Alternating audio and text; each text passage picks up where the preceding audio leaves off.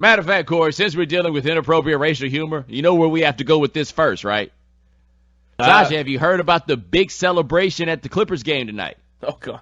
No, I have not. You have not? No, I have not. All right. Ladies and gentlemen, if you're unaware of this, the Clippers will be celebrating tonight. They'll be letting in 1,000 underprivileged children into the game at the Staples Center, all right, for Black History Month. See how long it takes Sasha to get why that's funny. Should I show him the ad as well? Yes, but hold on, Sasha. Have you caught why that's crazy? Isn't Black History Month February? Correct. Isn't today March? Correct. What? Yes! The Clippers are having a Black History Month celebration today on March the 1st. What? On March the 1st. Sasha, I don't even have to tell you what to pull up, do I? That's unreal. Hang on, let me pull it up. Corey, how do you have don't get me wrong. I've received quite a few what I call Kwanzaa presents. Not that we celebrate Kwanzaa, but people ain't got the money to buy you gifts until December the 28th. You know what I mean? Those Ujamaa presents, those Kujichagulia gifts. I've understood those. At the same time, I've never heard of doing a Black History Month celebration on the 1st of March. That's the dumbest thing I've ever heard in my life. No wonder you get D's and everything. Corey, have you shown him the picture of the Clippers Black History Month celebration? I want him to turn on his microphone, and so you can get his live reaction. Yes. Are we ready? Sasha, let's do it. Look away so I can full screen this. And, okay, you can look. Oh, geez, Louise. Hang on, let me get a closer look at this. Yes. Yes. For those who have not seen the picture, for Black History Month, on their picture, it is to your right, Blake Griffin. To the left, a picture of Donald Sterling in a tuxedo talking about Clippers celebrate Black History Month. The two cats in their Black History Month photo have one black parent between them. 1 out of 4. 1 out of 4. And yes, in honor of Black History Month, the Clippers will admit 1,000 underprivileged children for free. Child must be accompanied by a parent or guardian. Limit of 2 tickets per ad, 2 ads per family. Tickets are subject to availability. Corey, what do you have to do? Do you bring a W-2? I don't know what your tax paperwork is up there in Canada. How do you verify that you're underprivileged? Do the kids have to show up with holes in their clothes? See, this is the part that I found offensive, Bo. I don't know if you did, but the offensive part is that, all black people are poor. Yes! I was thinking the same thing. Just show up. The only evidence you need, I guess, is just show up and be black. Yes, let's say, to celebrate Black History Month, we let all the poor kids in for free. You know, there's a poor white kid in L.A. just like, damn, I can't even get into the Clippers That's game. what I was about to say. They go turn down the essays, too? Speaking of that, Sasha, it's funny that you mentioned that. So we're sending, all you got to do is show up and be underprivileged, right? And you can get in for Black History Month. Have you seen these guys at Texas State in San Marcos, Texas, who have started a scholarship that requires that you be at least 25% Caucasian? No way. Yeah, to help out the white kids that aren't getting these other scholarships. But here's the thing, Sasha. You have to be 25% Caucasian. Think about that for a second. Think about who's eligible for that scholarship. Me? Yes, that's exactly who I was thinking of. Obama? You, Blake Griffin. Obama, Bob Marley. He's eligible for that one. Who else can we throw in there? Alicia Keys? Well, they didn't think this one out very closely, as far as I could tell. I feel like the Halle Berry. Well, no, it's for white men. Because Sasha, white men are so picked on. Corey, don't you feel picked on? Kinda. I always wonder this, though. When you see the white men that act like they're getting picked on, do you ever wonder exactly what's wrong with their lives? No, I'm dead serious. Do you feel like that people don't, we're missing something? Because I'm missing something. Can you imagine how mad they're going to be about this one? They are clearly underprivileged, therefore that's why they have that scholarship to themselves. Sorry, it's going to be tomorrow, Sasha, March the 2nd. Unreal. March the 2nd. That is Texas Independence Day, by the way. Now I'm just wondering, y'all. Y'all help me out. And the telephone number is 888-942-7326. Does this not just solidify your man Elgin Baylor's lawsuit against the Clippers? You know, he's got a racial discrimination lawsuit going, right? Yep. Am I the only one that finds it impossible to believe that the man that has a March 2nd Black History Month celebration, chances are he's probably, you know what I'm saying, on some shenanigans and tomfoolery? How about this? When is anybody going to take this team from him? Can somebody take it from him, please? Wait a minute. Here's the question. When they say 25% Caucasian on that scholarship, you think Drake is eligible? Absolutely. Yeah, for sure. Yep. Well, I mean, is he the right kind of Caucasian, if you understand what I'm saying? Well, if not, he qualifies for a different scholarship. Yeah, but you understand what I'm saying here, right? Yeah. Those guys that want to have scholarships just for white dudes, they don't tend to be so fond of the Jews. You know what I mean? Guess that disqualifies Busy Bone. Probably so. And Amari Stoudemire, although I guess he didn't really qualify. Oh, by the way, I said the Jews, but it just dawned on me. Do you realize that there's no greater guarantee that something racist is coming down the pike than when somebody refers to an ethnic group as the insert group right here? Yeah, yes. I have a buddy that went to East Carolina for grad school. He went to UNC, and you know UNC is considered to be a fairly liberal place. And he goes to East Carolina, which another friend of mine refers to, and I quote, the place where culture goes to die. So my buddy, he's from West End, North Carolina, or something like that. I mean, he's good and white. Don't get me wrong. I mean, there's no mistaking it here. Like, he kicks it with us, but it ain't one of those, you know, he's confused sort of situations. You know what I mean? We talked to him after his first weekend at ECU. We're like, yo, man, what's going on? How's ECU? He says to us, oh, my God, I've never been around racism like this before in my life. And the way he knew it was the wanton use of the phrase, the blacks. You know what I mean? The blacks. 888-942-7326 is the telephone number. So, fellas, we got any ideas what kind of, like, events they're going to have for the Clippers Black History Month celebration? Are we going to have, like, soul food or something like that? Like, well, first of all, are we certain that they're not honoring the end of Black History Month? You know what I mean? Like a ding-dong, the witch is dead sort of thing? Are we positive that's not the plan? That's a good point. Yeah, there are signs that would point to that. That could be it. I'm trying to think of, like, who all they can have come in to, like, you know what? Donald Sterling would be the guy for the Black History Month celebration to do, like, an entire halftime tribute to Clarence Thomas. Donald Sterling will probably give one of those families the right to rent at one of his apartments. that could be the bonus grand prize. Not even the right to rent. He'll give them an appointment to come check one of the places out. You know what I mean? Yeah. Why don't you come by and just check out one of our apartments? And then you walk in, and then they're like, hey, time's up, time. Hey, don't touch. Hey, keep your hands off the stuff. Keep your hands off the stuff. You walk in, and they're like, you probably won't like it here. Yeah, nah, it's not your kind of place. Not at all. It's nowhere near any of those soul food restaurants you guys love so much. And Corey, look at the picture of him. Why is he smiling so big? It's like he's at a cocktail party. It's like a candid shot. It's like they couldn't even get a headshot of him. Gosh, I don't even feel like putting the Black History Month tag on to be using on Twitter because it's not Black History Month. Oh, the other guy also drops in here. Another sentence that denotes impending racism is, I'm not a racist, but. That's actually not true. The idea that you automatically, like, chances are something's coming down the pike after I'm not a racist, but that's not going to be good, but it's not necessarily racist. White people just get scared easy. You know what I mean? Yeah, I was going to say, I mean, that's just, you're sort of afraid of what you're going to say is going to offend someone. It doesn't mean you're going to say something crazy. But no, let's be honest. And Corey, if I'm wrong, let me know. This is, in my time living in this world, and I don't feel like I'm making a generalization. I feel like this is an informed statement. In my time, I find that most people in general, but white people specifically, really don't have much of an idea of what is or is not racist. You know what I mean?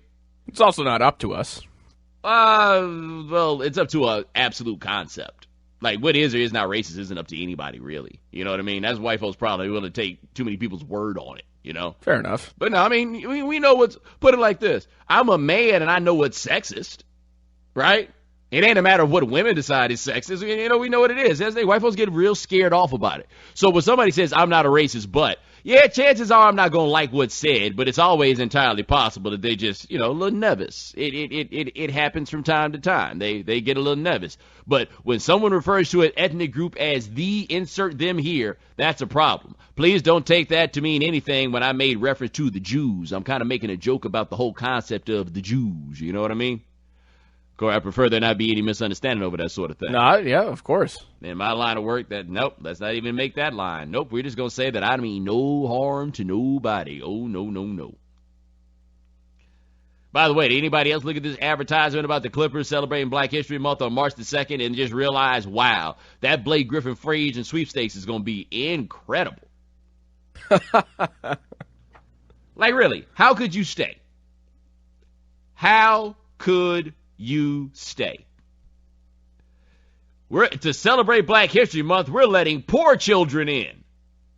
And once again, do we know how to tell that they're poor? There's no, I don't think there's nothing you have to qualify with at the door. David Stern is such a fraud, though. Like, you can at least suspend this cat at some point, right? I mean, he's facing a lawsuit from one of the greatest players of all time for race and age discrimination. He's already caught 2 of these housing lawsuits. Marge Schott got suspended for a lot less. And, Marge Schott's over there in baseball, all right? We're not necessarily dealing with the same world when it comes to race relations. Like, the NBA does the whole Black History Month thing and, the Martin Luther King stuff. They try to do it big. They try to show some open-mindedness, some concern. Then why is it 20 years ago baseball suspends Marge Schott? And Donald Sterling's still rolling around heckling his players at games? That's just what I need to know. NBA will shut you down if you got a rap record out. But oh, no, you do something that actually friggin' matters, and nah, ain't nothing on that, right? Nothing on that at all. Nothing. Oh, and right fast, Corey, my man Lake says, did you see some skin look at that, actually. Sasha, you notice Blake Griffin looks a little darker than usual in that picture? It could just be because it's a newspaper, or no? Let me see. It could be, but they don't do much of that stuff by accident. If so, they certainly whiten Donald Sterling. That is true. Let's be honest also, Sasha, you're right. I don't think that the Clippers spent much time, money, and or effort on touching up these pictures whatsoever. Yeah. If anything says cut and paste, like look at that Clippers celebrate Black History Month. That looked like a headline from a newspaper in 1982. But you know this, though. Donald Sterling apparently has won, like, Man of the Year from the NAACP somehow a couple times. Really? Wow. And every time he does, he buys ad space in the New York Times for himself to tell the world that he won this honor from the New York Times. Yes. What'd you think about that? Oh, here we go. Somebody made a point. And I think this is fair. He says, I'm not defending this, but the Clippers did only have 2 home games in February and against good teams, right? Now, they did only have 2 home games in February, but my man, I got a question for you. What does this against good teams thing have to do with anything? Every team is good when they play against the Clippers, don't you know? What team is not good when they play against the Clippers? Every team is always good when they play against the Clippers. Not to mention, fellas, the Celtics. I don't know the last time you looked at their roster, but if there's any team that should be honoring Black History Month, should it not be the Celtics? Have you seen their roster? Are there any white guys on the Celtics right now? Well, they traded Scalabrine. Scalabrine's gone. Luke Herringotti's out of town. They got your man, Kristich, right? But do the Celtics have a single white dude born in America? I'll look this up right now. But that's one of the funny things about the Celtics. Like, if you talk to people generationally, it's really weird to check what their perceptions are about the Celtics. So, like, during the Bill Russell days, like, you had, a couple guys, your Havliceks, your Kuzis or whatever, but the Celtics were the blackest team in the league. Then they got to the Larry Bird era, and Sasha, I don't know if you know as many people as I do that are like this, but there are folks that have it took till now for them to come around to root for the Celtics because they didn't have any black people on the team, pretty much. Yeah, in the Magic Bird era, there was people from Boston cheering for the Lakers that were black. Yeah. I mean, because it was also Boston's one of those cities where they won't tell you this out loud, but I tell you right now. The black folks in Boston have a tendency to root for the opposite of whatever the white people closest to them are rooting for. You understand what I'm saying? Like, their relationship has not been that great among the races in Boston. You feel where I'm coming from? So who do you root for? It ain't the Celtics because they're rooting for the Celtics. But they've got this fascinating racial legacy that in the 80s, they were the all-white dudes. And I swear to you, people didn't hate the Celtics because they had all-white dudes. It's because of the way the announcers used to talk about the team full of white dudes. You know? Yeah, they only have Kristich. They have 2 white coaches and an Asian strength and conditioning coach. All right, fast. My man's a good point. His name is Victor, by the way. And Victor says he's pretty sure that Sterling wasn't trying to give away tickets to the more popular games on this schedule because imagine him losing money. Here's what I'm saying. You don't have to do anything for Black History Month if you don't want to. Nobody else is. Like, fellas, I don't know so much about it in Canada about, like, how many commercials and stuff and the public service announcements and stuff for Black History Month that you guys get up there. But, the United States used to be a big deal with commercials and specials and stuff like that. Man, after Obama got the job, all that stuff went away. They ain't doing no more of the Black History stuff anymore. I barely saw any at all this year, and I know I didn't see any last year once Obama came around. I'm not making this up. You tell me if you noticed this. I mean, I didn't see it. I don't watch that much TV, but I'm telling you right now, I know enough people that folks would have let me know that if there was some Black History stuff jumping off other than on BET and TV One, which is to say that Donald Sterling didn't have to do anything. You don't have to give us Kwanzaa presents, man. It's not that important. Furthermore, I'm not so sure that I think it's much of an honor for Black History Month to come see the Clippers. I'd like to see some black people win at something during February, not lose. Dude, they probably play that. Actually, let me make sure of this. They're not playing a game against the Pacers, are they? Look that up as well. That would be it. If they played that game, who are they playing tomorrow? Oh, they're playing the Rockets. Okay. If they were playing that game against the... Oh, you know why Sterling's doing this? I'll tell you right now. Sterling saw this game at the beginning of the schedule. You know he has an affection for our Asian brothers and sisters. And the Yao Ming game, and there is going to be no Yao Ming, so since there's not going to be any clean, hard-working Asian people, he figured he might as well open it up to the po folks. And by po folks, I mean black people. See? Y'all hadn't thought about that, had you? It's a good point. And you know what? They've actually scaled down on the advertising here in Canada, too. There used to be like guys at every street corner handing out literature. This year, the only thing I saw was an advertisement at the bank. Yeah, there's nothing this year. What, for Black History Month? Yeah. And by literature, you don't mean like the cats from the nation handing out the final call, do you? No, those guys are around as well. But y'all got the Nation Islam cats Oh, up there? sure we do. Yeah. I did not know that.